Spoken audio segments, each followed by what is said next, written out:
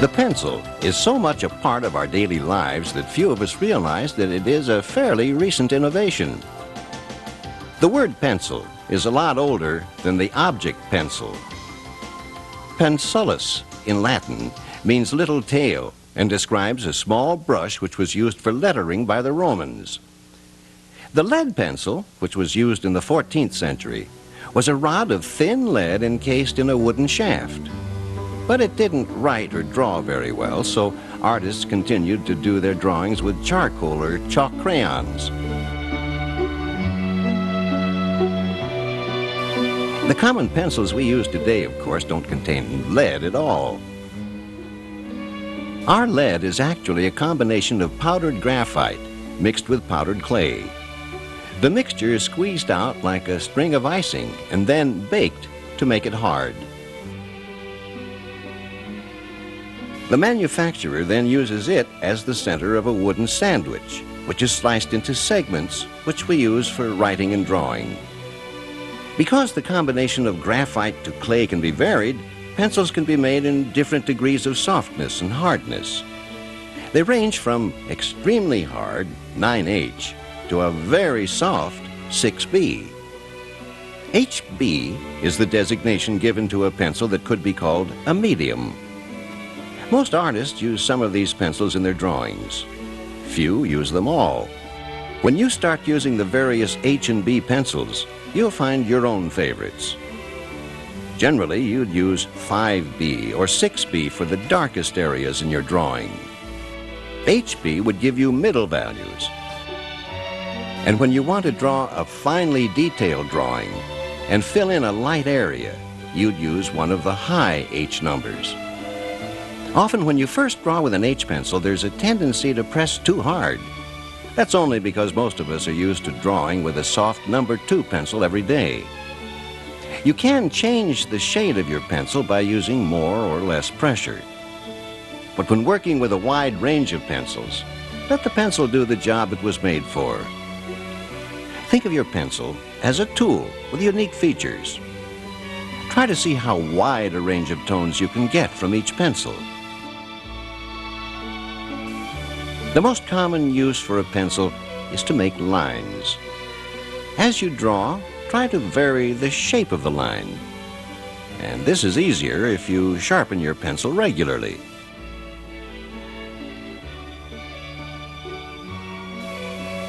A hand sharpener, the old crank sharpener, as well as an electric sharpener, gives you a round tip.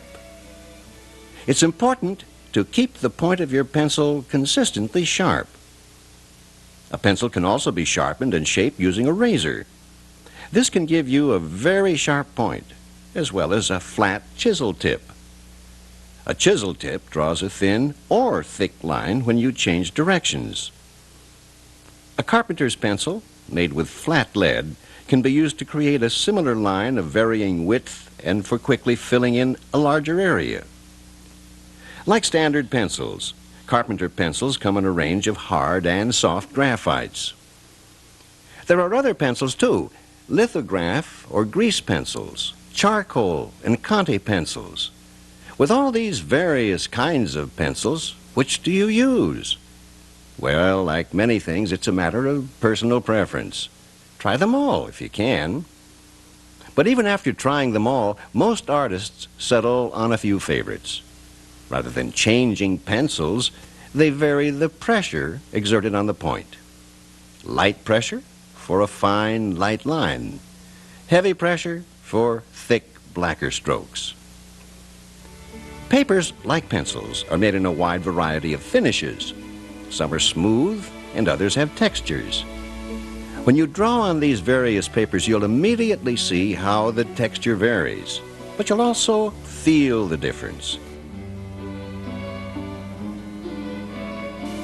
A pastel paper with texture also has a tooth that readily accepts all pencil hardnesses.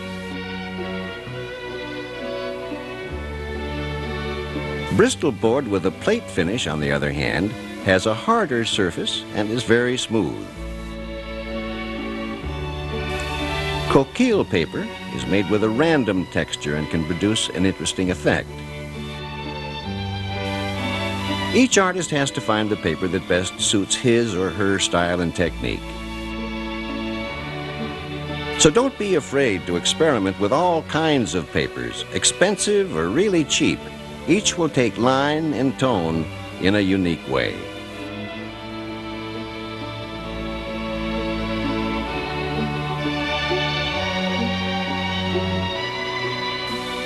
A paper bag won't keep you from creating an exceptional drawing, and an expensive imported paper will not guarantee that your drawing will be suitable for framing. Many textures, of course, can be created by you as you draw.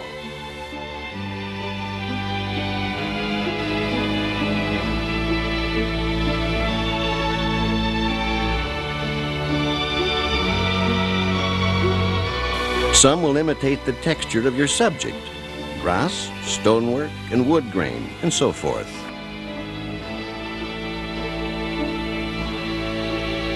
Here's a masterful pencil drawing of water by Via Selmans.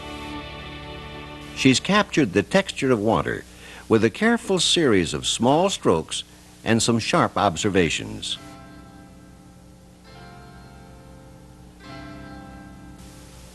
Some textures will help you define the shape of the objects you're drawing.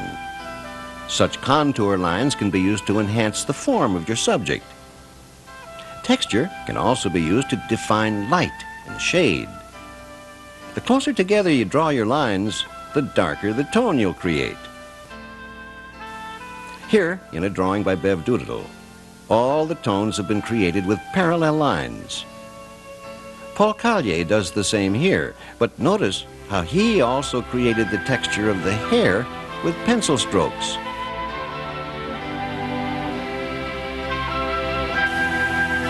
Grant Wood uses lines that are crosshatched to create a range of values. The closer the lines, the darker the tone.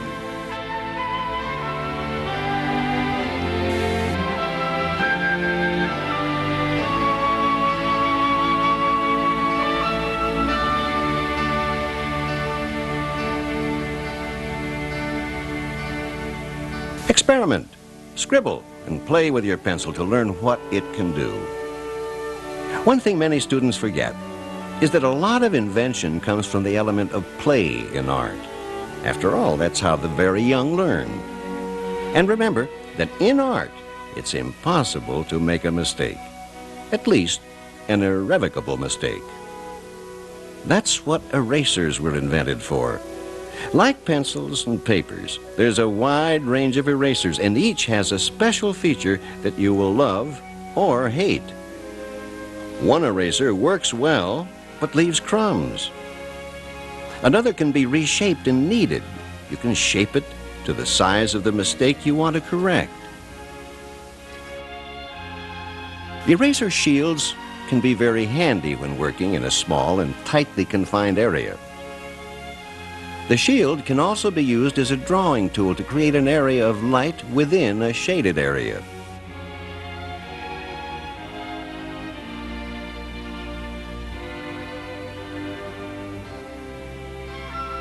And don't forget that a simple sheet of paper can be used as a shield when cleaning up your drawing.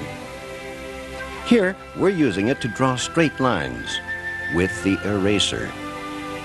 You can avoid a lot of cleanup activity by using a scrap sheet of paper under your hand to keep from smearing your drawing as you draw. Now, let's see how that pencil works in creating shapes and tones.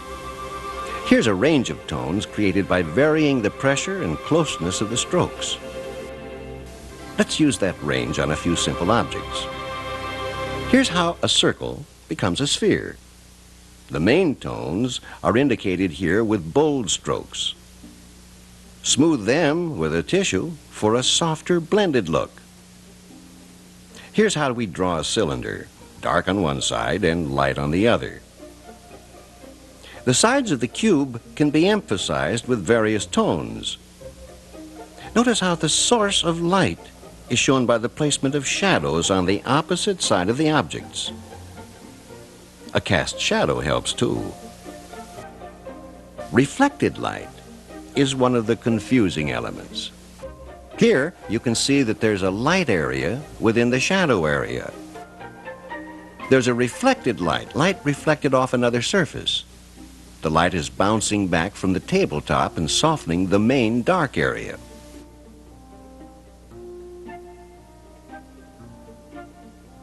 Begin any drawing by simply looking at your subject, whether it's real or a photo. Look for the largest shapes. Look for the big pattern of darks and lights. Test your observation by doing a series of small thumbnail sketches to get your eye tuned up. Don't spend a lot of time on them. They're just for warm-up. Now, work from the simple to the complex, from the large shapes to the detail. Drawing is a slow process of gradually refining your first observations. After you've established the large shapes, begin to refine the line. Try to draw a line that defines the outline of each object. Careful observation is the only way to get that line right. Slowly develop the range of tones as you observe your subject. Once you're satisfied with your drawing, there's no reason to go any further.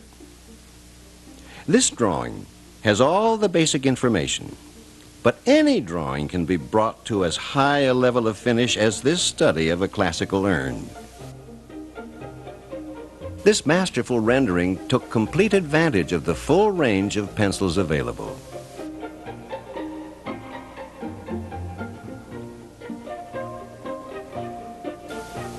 You might want to save your line drawing before you work in your tonal values.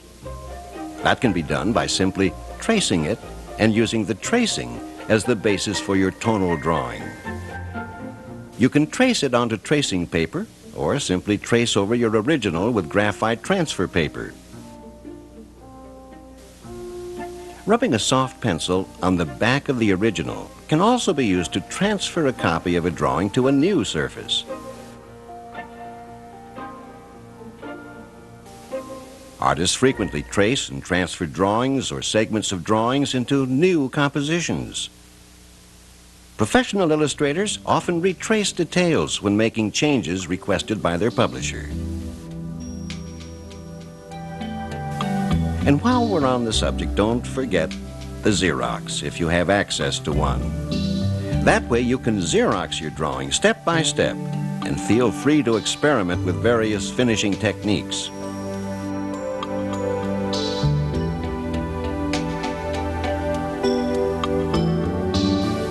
No matter how much technical ease you may develop with your pencil, the success of a drawing ultimately depends on how well you can compose.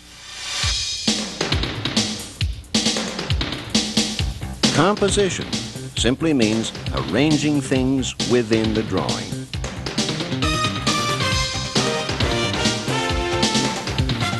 Don't forget that it also refers to composing with values and the patterns of darks and lights.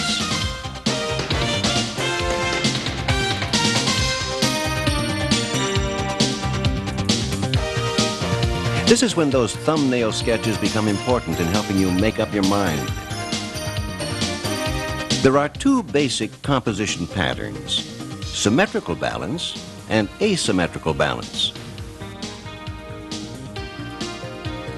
Some will like symmetric compositions where everything is evenly balanced along a center line.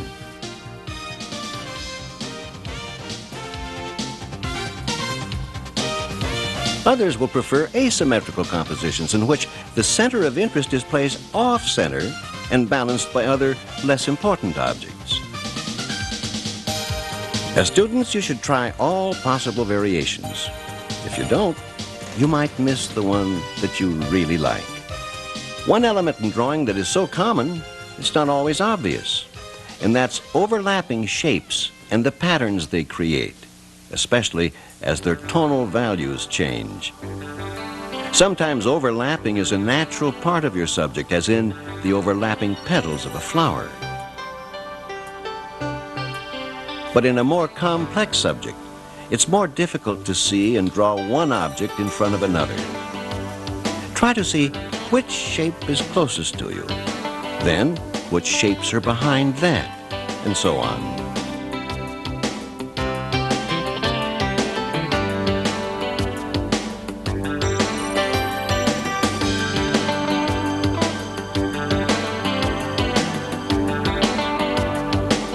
Here's an exercise that will help you appreciate not only overlapping shapes, but also introduce you to some basic composing techniques.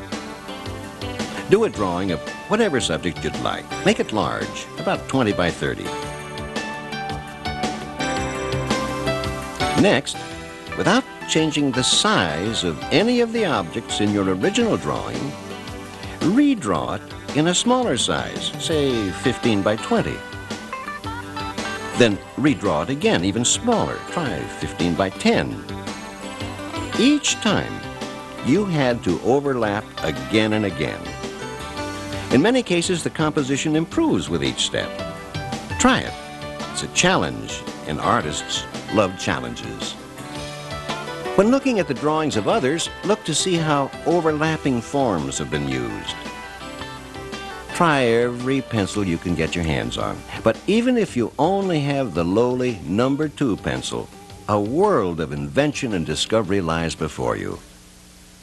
We're going to show you a group of pencil drawings by other students, as well as by master artists from the past, along with modern masters. With a little concentration and application, you'll be able to get similar results. All you have to do is to do it.